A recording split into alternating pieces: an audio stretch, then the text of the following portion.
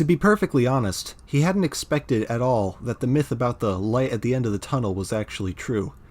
Assuming that one had to travel through a tunnel in order to complete the process that was dying was, in itself, a very foolish idea. Nevertheless, he was dying, and upon reaching the end of this metaphysical tunnel, he knew that he finally would be dead. It made him wonder what lay beyond the constraints of mortality.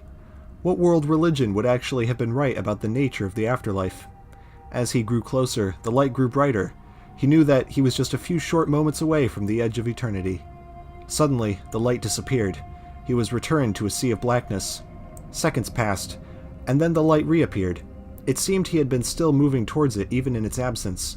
Again, it disappeared, then reappeared, faster this time.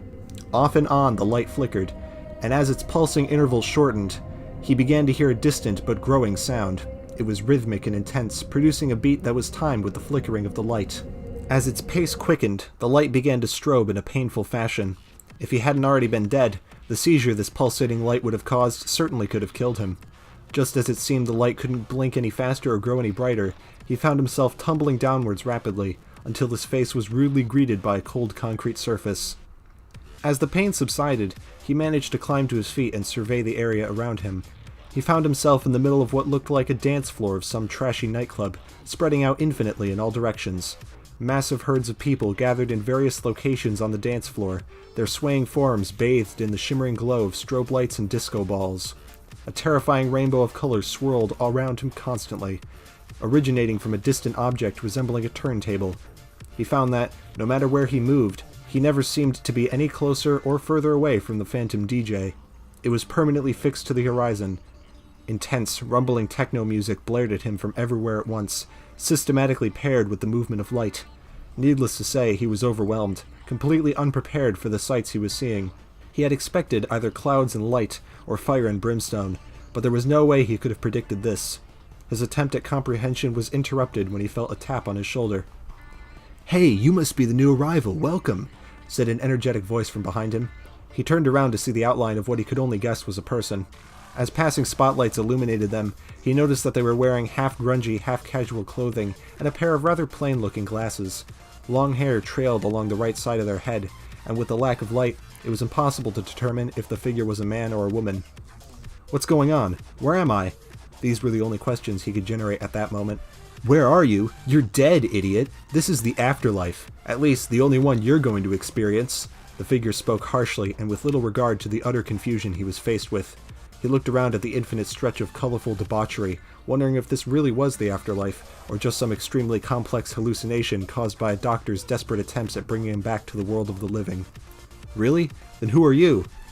"Wait, you really don't know who I am? How could anybody not know who I am?" replied the figure angrily. "Does the name Skrillex sound familiar?" No, not really.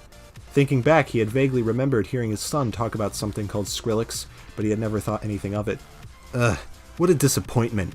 People nowadays have no culture.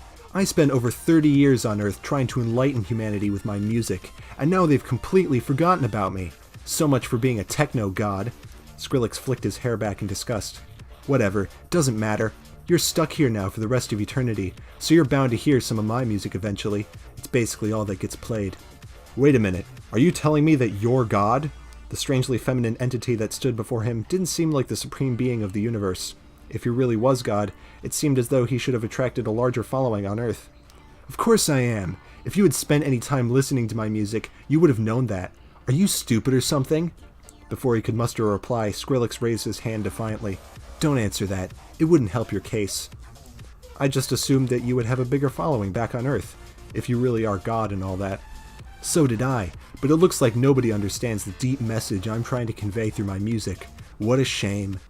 A moment of silence passed between them, if it could be counted as silence with the roar of music all around them. "So, what do I do now?" In response to this question, Skrillex shrugged. "I don't know, whatever you want, I guess. Dance, talk with some people, dance while talking with some people. I've seen a few people with drinks, so I'm pretty sure there's a bar somewhere around here." Skrillex looked to his sides and behind him while saying this. "That's it? Forever?" "Yeah, pretty much. Isn't it awesome?" Awesome wasn't the word he would use to describe his current situation at all. If anything, it was nightmarish. "Is this hell? Are you just Satan in disguise or something?" Skrillex laughed in response to this question. What? No, of course not. How can I be sure you're not just lying to me? Well, for one thing, if this was hell, the only thing you'd be listening to would be Nickelback. He tried to retaliate to this statement, but admitted that Skrillex had a point. I guess you're right.